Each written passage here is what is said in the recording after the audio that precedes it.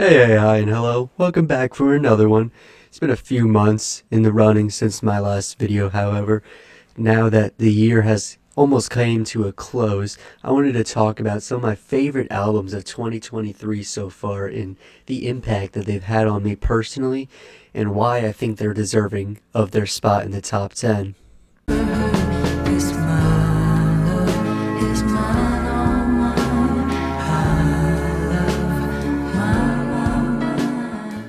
Starting off with number 10, I have Mitski's The Land is Inhospitable and So Are We. Starting off the list with a very respectable pick due to its mix of critical and mainstream success. The Land is Inhospitable has gone back and forth between making the list and not making it due to how many albums came that close to being on the level it's at. Some honorable mentions I have Lana Del Rey's on Ocean Boulevard, Danny Brown's Quaranta from the past month, 100 Gex second coming album, 10,000 Gex, and Jessie Ware's That Feels Good, a very good feeling R&B album with a lot of disco influence on it, very catchy and enjoyable sounds there. I'd probably even have that at number 11, just falling off. Though I settled for this new record from the late singer-songwriter because of the sheer number of times I've listened to it since its release.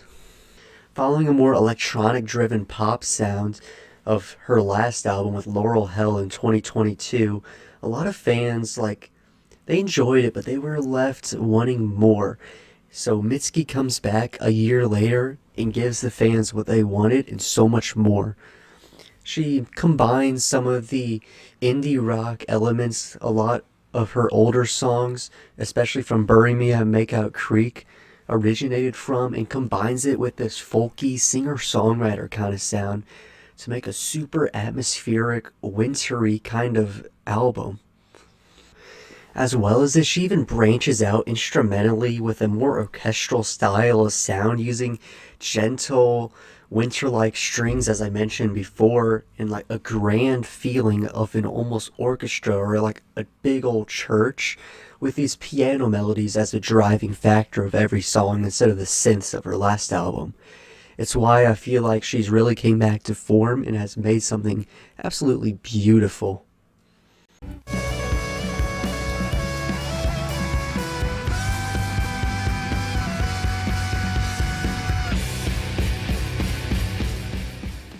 Every decade of music seems to see a major rise of one specific genre, if not a few subgenres of one overriding genre.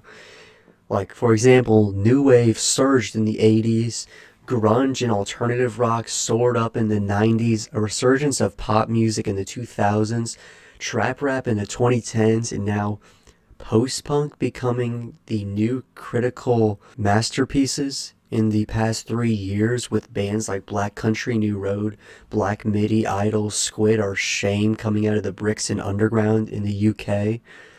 These are all fantastic bands and they've all came out with such good albums in these past years, which left me wondering who's going to take over 2023 for post-punk albums.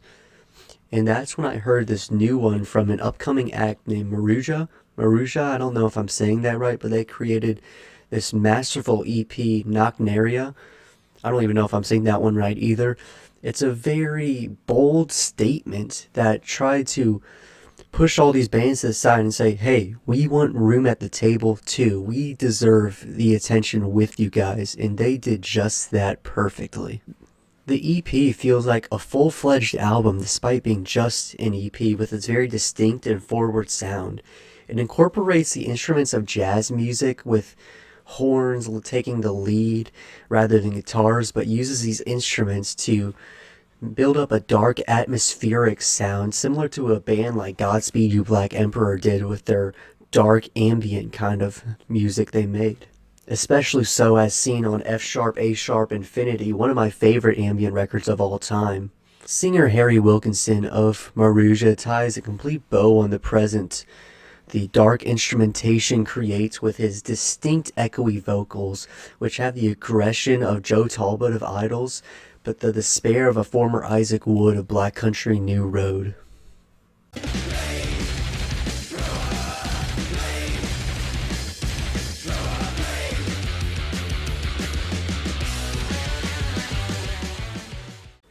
King Gizzard and the Lizard Wizard is a more recent finding of mine, with me seeming to enjoy them more and more with each piece of music they've created over the past, 2 years alone.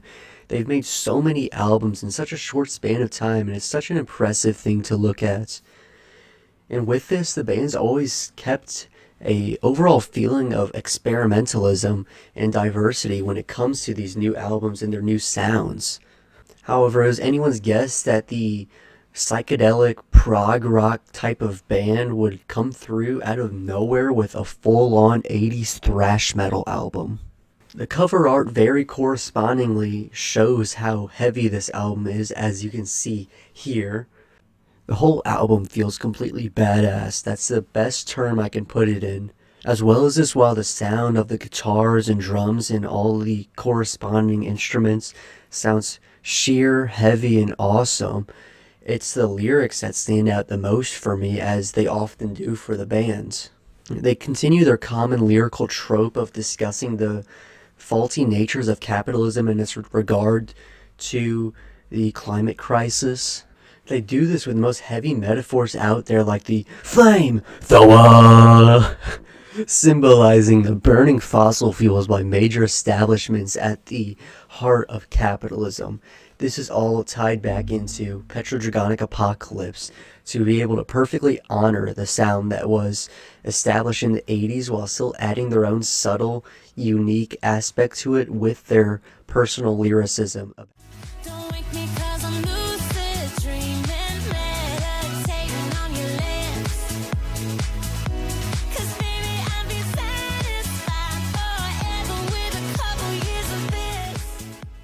The Loveliest Time is one of the best pop albums I've heard of the entire past few years.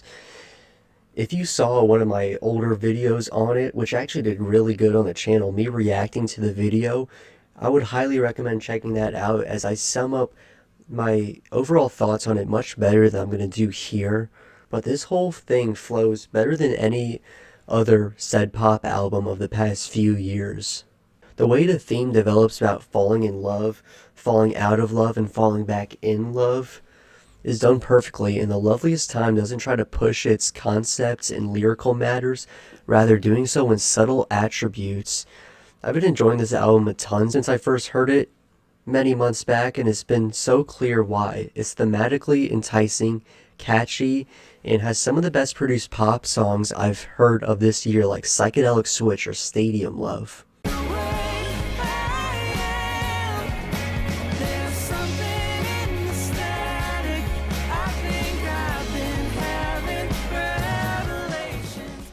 Boygenius, a collective of 3 of the most prolific female indie singers of the past decade, Phoebe Bridgers, Julian Baker, and Lucy Dacus, seem to have had the quickest and most deserving rise of mainstream success in 2023.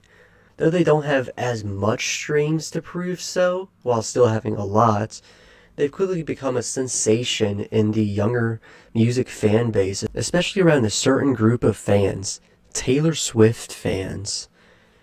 I'm never going to get into anything about Taylor Swift on this channel. I think her music's great. I have different opinions about the fan base, but it's amazing to see how the two fan bases coincided with each other to help Boygenius grow.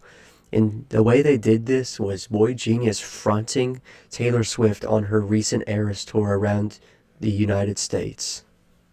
Despite this correlation, they still make sure not to cater to their younger female pop-loving audience, choosing to instead simply make the music they want and just have fun with it. The Record, the name of the record, named The Record, is easily able to combine the styles of each of the 3 singers' solo styles while adding a stronger sense of unity, intertwining all 3. Every song in The Record is special for its own reasons, whether it's the rocking power chords on $20, the catchy flow of Satanist, or Lucy Dacus' balladly singing on We're in Love. However, it's the 4th single from this album that truly represents the entire sound the album goes for the best, and that's Not Strong Enough. Not Strong Enough incorporates vocals from all three members of Boygenius, with Phoebe Bridgers and Julian Baker on the chorus, and Lucy Dacus finishing off the song with an absolutely powerful ending bridge and verse. The song touches on extremely deep concepts like self-love, self-esteem, and the inability to provide in a relationship, and how that feeds into a low self-esteem.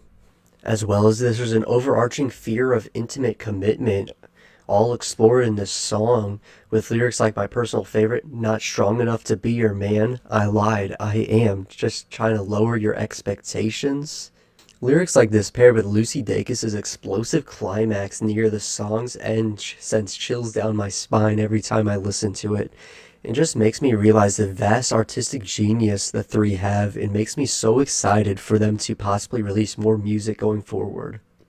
I got a feeling that it's gonna end. Won't you get angry at me? Say you love me again. I got a feeling that it's a Friday spark. You only love me like you mean it when it's after dark. If you told me from a year ago that I have a mainstream country album in my top 10 albums of 2023, I'd laugh at you and call you an idiot. Zach Bryan's self-titled fourth studio album is one of the best country albums I've ever heard in many, many years, however. Despite very easily being able to fall in the traditional country tropes, talking about the same old lyrics with the same old sound, with same old two chords, he chooses to go against this and do justice to what was once one of the most poetic genres of music, adding his own personal touch to it and a vast array of different instruments instead of just the acoustic guitar.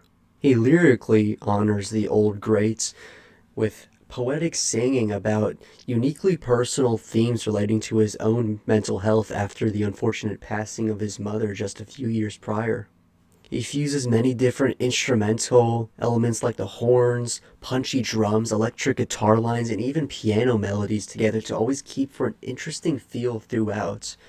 If you're looking for truly authentic country music, Zach Bryan can safely have you covered, and I recommend it more than anything.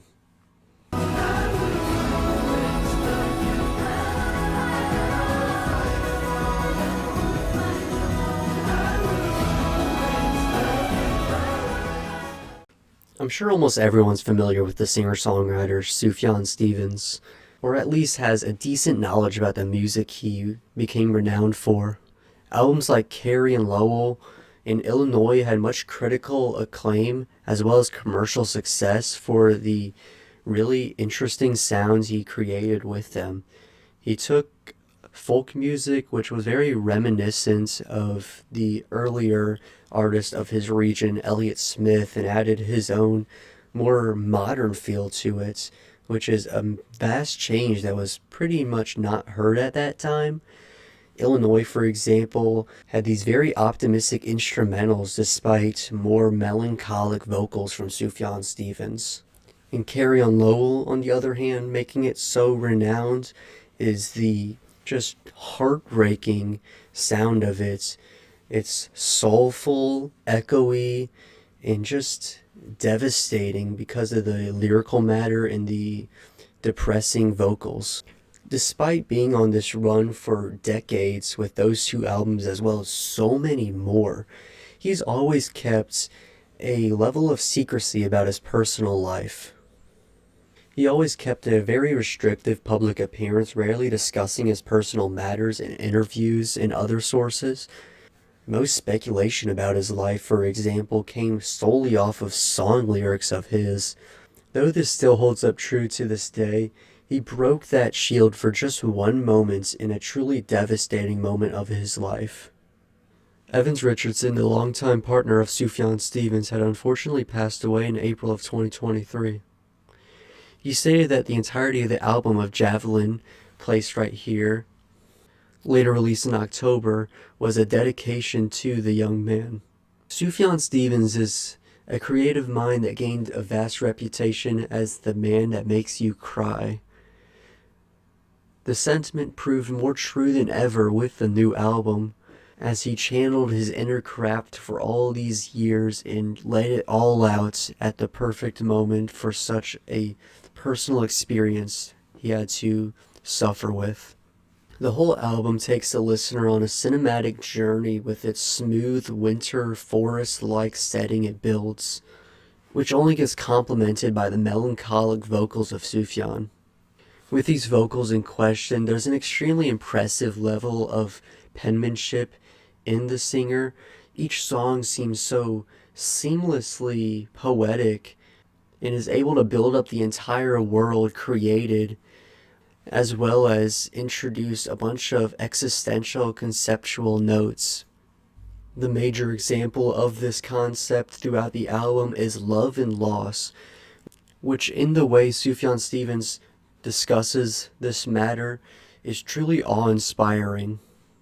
Yeah, some of you niggas been talking that shit. You spend all your life in motherfucking rap. Get lined up and enough, get slapped in the dub, get shot, they doing them back. Turn the fuck up, them sounds like puzzle, damn, you take, you packing them back. Finally breaking into the top 3. After one of the most critically successful runs in the underground hip-hop scene, eventually peaking with an album called LP, which was claimed to be one of the best of all time by many music sources, as you can see all over the place. Many would think that the rapper would take a break and take some time to himself to bathe in the success he has been met with. However, JPEGMAFIA proves his absolute love for the creative process of new music by following it up just a year later with a collab album with another rapper from the underground scene, Danny Brown, making Scaring the Hose, a long, grimy, and overall fun-sounding hip-hop album. The consequent album made was looked at by many critics to be one of the best albums of 2023, and I think for very good reason. Each and every song in the album feels extremely unique, with a touch of experimentalism that he was often known for, whether it's the haunting clapping beat or the Middle Eastern instrumentation found on the title track, or the iconic auto-tune drenched pop sound like the 2019 All My Heroes Are Cornballs kind of sound recurring on Jack Harlow Combo Meal. This album assures even if the listener doesn't necessarily enjoy what they're hearing, they're always in for something special going into each new song.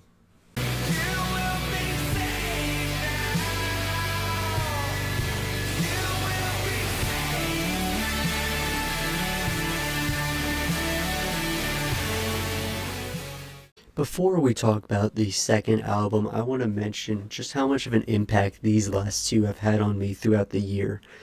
These are two of my absolute favorite albums of the past, decade of music, which really is a vast decade, leading to why these two albums are so important for me.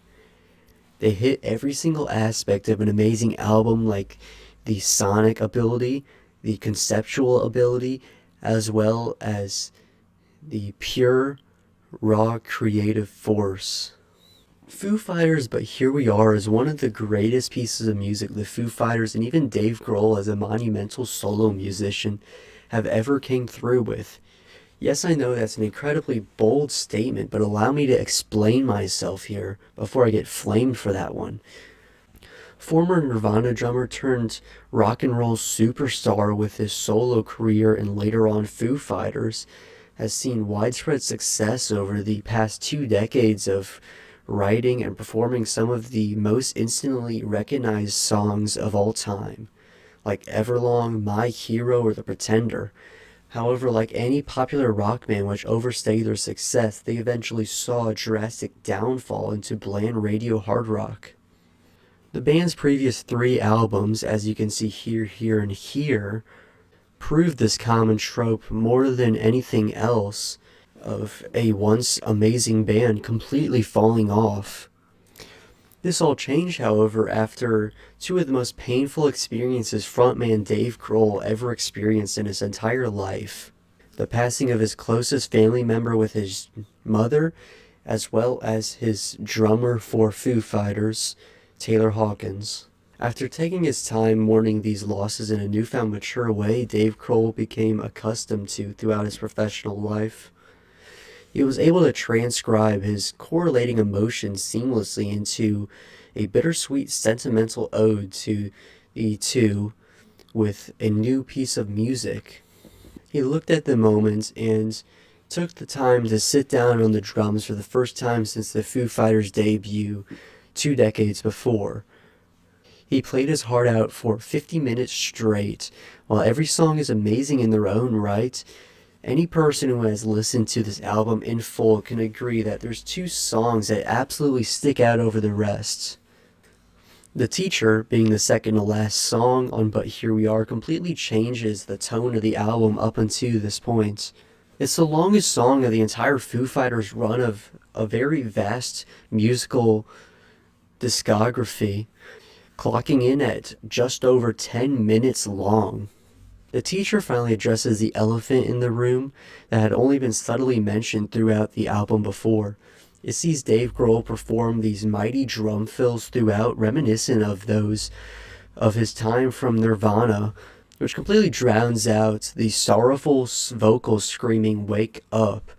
I believe this to be a metaphor for Dave Grohl's original state of mourning at the news of these 2 passings, and the overwhelming stress each caused for him. This eventually collapses into the following stage of grief, depression. The screams devolve into gentle vocals as he screams the painful lines, clearly in response to his mother's passing. "You showed me how to grieve, never showed me how to say goodbye." This more passive sentiment carries into the album's closer and absolute climax with Rest.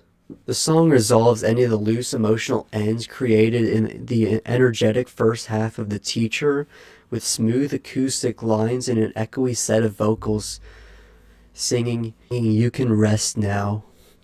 Suddenly though, this erupts into an electrifying, distorted storm of heavenly sounding chaos as Dave Grohl finally puts his painful goodbye into words, screaming the goosebump-inducing, tear-jerking, "You can rest now.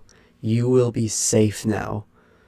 But Here We Are sees Foo Fighters and Dave Grohl come fully into form like they never have before and make one of the most beautiful odes to 2 people I've ever heard.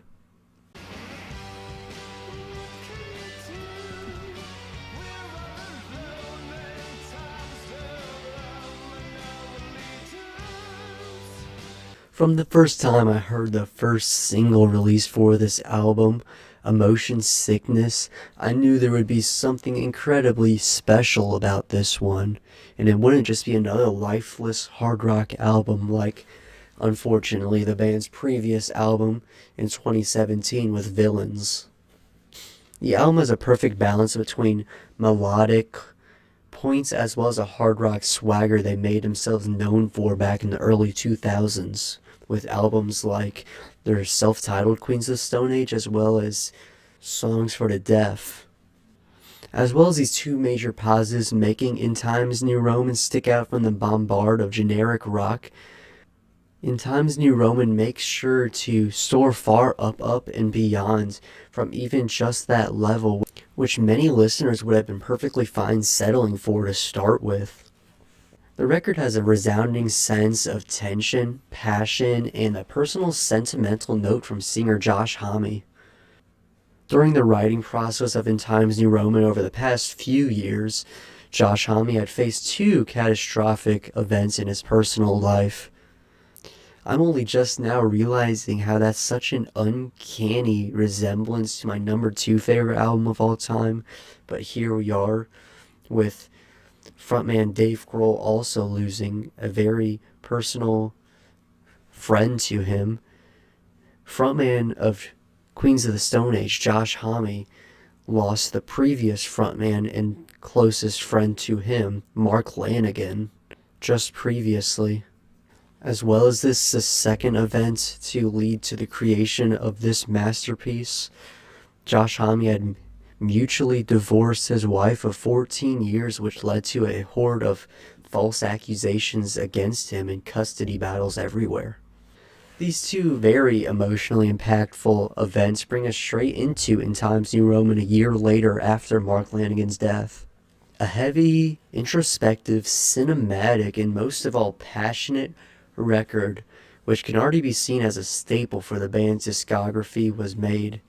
My personal favorite track, Paper Machete, not Paper Mache, Paper Machete, a play on the words, touches on the topics of the singer's divorce and the false accusations against him, but plays it off not with an uncanny amount of anger, but the hard-rocking swagger many fell in love with him so many years before for. Rather than just making shots at the woman like many might do in his situation, he takes it a step further to expose every single toxic trait she had and still has been perpetuating in court. He describes how she's always playing the victim, how she'd use anything to make herself look clean, and how every single thing she does is just a paper machete to him, a useless, fake stab like a paper to skin. And just to show off after eliminating her entire reputation in 2 short minutes of music, he cues lead guitarist Troy Van Leeuwen for one of the most captivating guitar solos of the past few years. He follows the groove perfectly while still having room to expand and climax before breaking down back into the ending chorus. The emotion and lyrical themes Paper Machete brings smoothly carries on to every corresponding track of the album, which is a testament to how emotionally devastating life events like a manipulative divorce or the death of a close friend can lead to a pure channel of deep introspective art. 2023 has been an amazing year for music, though I was left wanting some more out of some of my previous favorite bands and artists, with slightly disappointing releases here and there. The gems of this year absolutely shined above and kept me going through and excited for every Friday of music. But that's all for now. Thank you all for watching, and I'll see you next time. Merry Christmas.